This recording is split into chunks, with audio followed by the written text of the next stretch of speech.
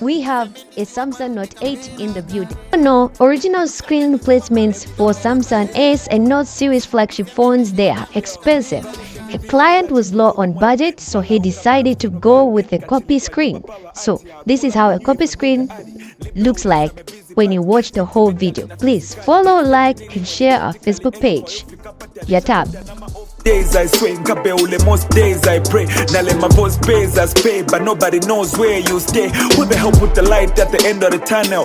Cause in an alema, sembe life mayo ni kukamba papane useme nzineva malema. Ile mesa ma hand to mouth, nilipe mu bank account. I'm pushing without the doubt, so one day visage account. I'm BNG, you don't mark with